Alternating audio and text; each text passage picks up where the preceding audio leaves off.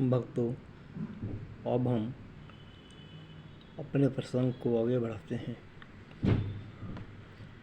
प्रभु का लाख लाख धन्यवाद है, उन्होंने मुझ पर यह अनुग्रह उनके प्रेम का ही प्रतीक है। महर्षि श्रृंगी जी का परिश्रम फलीभूत हो गया।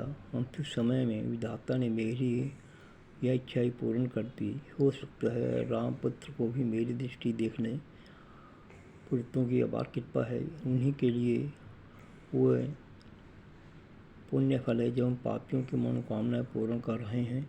हे गरुड़ जी, माता कौशल्या, कैकेयी तथा सुमित्रा जी को जब समाचार प्राप्त हुआ उस अवसर पर कैसा आनंद था, इसका वर्णन किस प्रकार किया जाए। ऐसा लग रहा था जैसे दसों दिशाएं खुशी में झूम रही हों। धरती आकाश अपने स्वधर्म का परिपालन करते हुए आनंदित हो रहे थे। माता कौशल्या अपनी आंचल से भरी आंखों पहुँच रही थी। उन्हें उस दिवस का स्मरण हो आया जब उन्हें यह ज्ञात हुआ था कि मुनि विश्वामित्र जी अपने यज्ञ के रक्षा हेतु राम लक्ष्मण को ले गए हैं। वह तड़प उठी सी जाते समय उनका पुत्र उनके पास भी आया था। मत धर्म का पालन उन्होंने कैकेयी के चरणों में मस्तक टेक कर लिया था। न जाने उन्हें किस प्रकार का भय था। राजगुरु वशिष्ठ से उन्होंने चर्चा की थी।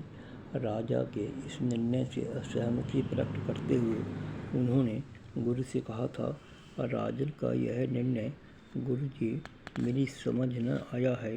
राम लखन अभी बालक हैं, मैं वन में उन्हें भिजवाया है। हमारी ताड़का की शक्ति का क्या यह अनुमान नहीं। उन पर विजय प्राप्त करना इतना तो आसान नहीं। मेरा मन शंकित हो रहा, लौट कर वह कब आएंगे। अपनी तोतली वाणी से कब माता कह बुलाएंगे। अकेले उनको भेजा है क्यों, सीना भेजी नहीं है साथ। गुरु जी मत बुरा माना, तुम्हारा भी है इसमें हाथ। भगवान शिव जी ने माता पार्वती से यह प्रसंग सुनाते हुए कहा था। कौशल्या के इस प्रकार के वचनों ने गुरु वशिष्ठ को हादसा कर दिया। उनसे भला क्या बात छिपी हुई थी। भविष्य के पूर्व ज्ञाता थे। ब्रह्मपुत्र के बारे में ब्रह्मांड में किसी ज्ञात नहीं था। उन्होंने श्री राम की जननी को बतलाया। उनका बानना बांका होगा, क्यों मन में घबराती हो। मेरा राजन का दोष नहीं, कोई ऐसे वचन सुनाती हो। राम को वह क्या मारेंगे, ऐसी क्या उनमें शक्ति है। उन दोनों की लिखी हुई है, श्री राम के हाथों मुक्ति है। सेना सब मारी जाएगी, मारीच नहीं आएगा हाथ। उसे छोड़ देंगे वह क्यों, समय है जाने इसको नाथ। क्या वास्तव में गुरु जी ऐसे ही होगा। मेरे राम लखन को कोई भय तो नहीं है।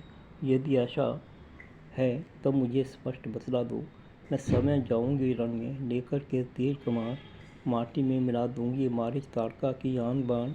यदि भय लगता था किसी को अपनी जान के जाने का, मुनि ने समय थी इतनी शक्ति क्यों किया यहाँ कष्ट यहाँ आने का। यदि समय पर गुरु जी मुझको कोई यह बात बतला देता, जानती तो युद्ध में जाने से मुझे कौन मना लेता। बुढ़ापे में अकड़ सठिया जाती है, याद में सुनती आई हूँ। आश्चर्य में तुम्हारे गुरु जी अपने सिर को धुनती आई हूँ।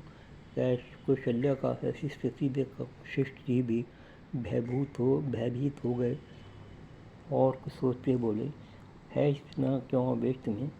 मुझसे ले लेना तुम राम, मुझे समझ उन्हीं की है जिनका लेता हूँ मैं नाम।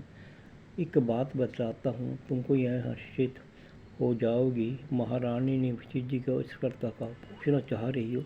क्यों कहे गुरु जी, कहिए। गुरु शिष्य ने बताया, महारानी जब पुत्र से अयोध्या में आएंगे, नगरवासी उनकी वधुओं के दर्शन पाएंगे।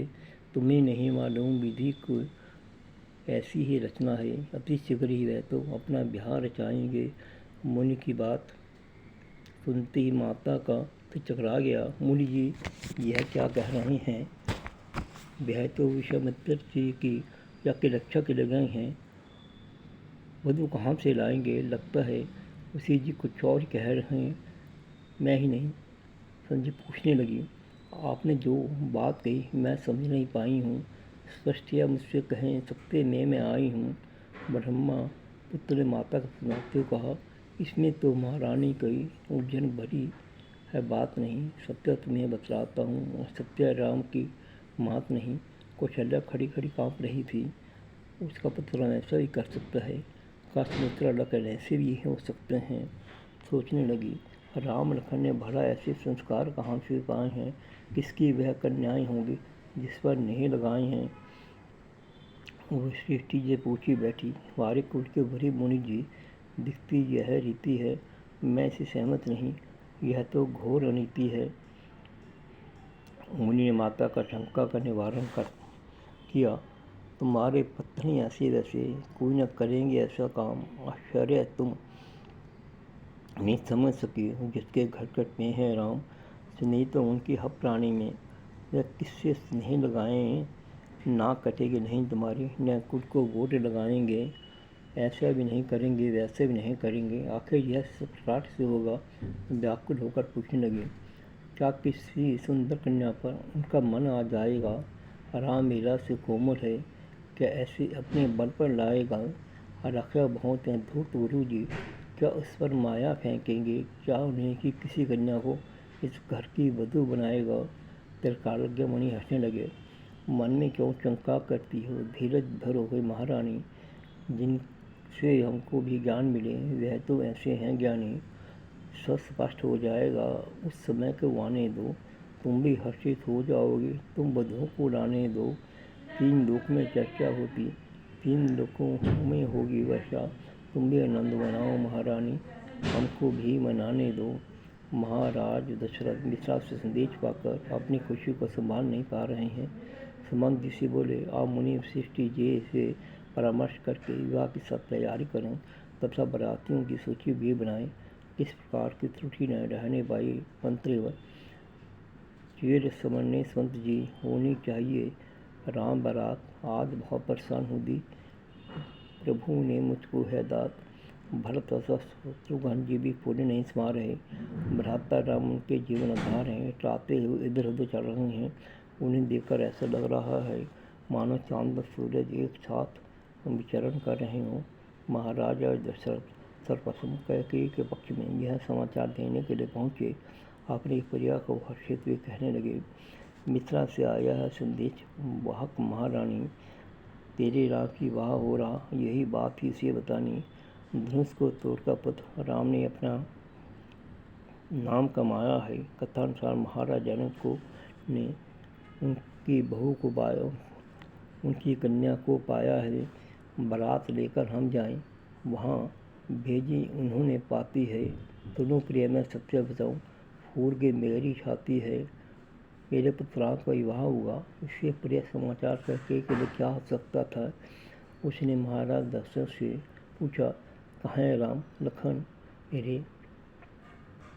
उनके पास में जाती हूँ, नहीं चैन आ रहा मुझे, हृदय से उन्हें लगाती हूँ। जो नहीं पाया था मैंने, आज उसे है पाया। आश्चर्य है क्यों तक वह मेरे पास नहीं आया।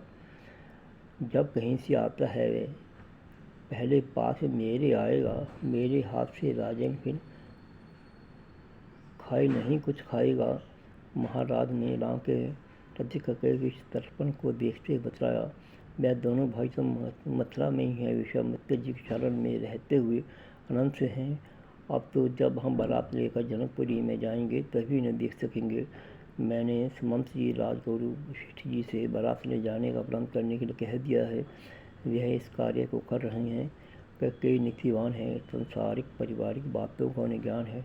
महाराज के मुख से ऐसे वचन सुनकर वह आश्चर्य हुआ, मन में सोचने लगी, कभी कभी इच्छित वस्तु पाकर मनुष्य इतना विवेक शून्य हो जाता है जिसकी कोई कल्पना भी नहीं कर सकता। महाराज भी अवस्थी की अवस्था पहुँचे हैं, बारात ले जाने को कह रहे हैं। पूछती है उनसे, बिना दूल्हे के स्वामी बारात भला कैसे जाएगी? जनकपुरी वालों की यह मन कैसे हर्ष आएगी? हमारे कुल में कभी आज तक नहीं हुआ ऐसा। पुरखों को भी पितृलोक में यह घटना लग जाएगी। चिरकाल तक प्रजा के मन में इसकी चलती रहेगी चर्चा। कानाफूसी करते रहेंगे, चाहे स्पष्ट कह नहीं पाएगी। महाराज रघु कुल को भी ऐसी विपदा में मत डालो, बारात ले जाना बाद में, राम को पहले यहाँ बुला लो। शेष वसंग कल्प। जय श्री राम। देवराज बंसल।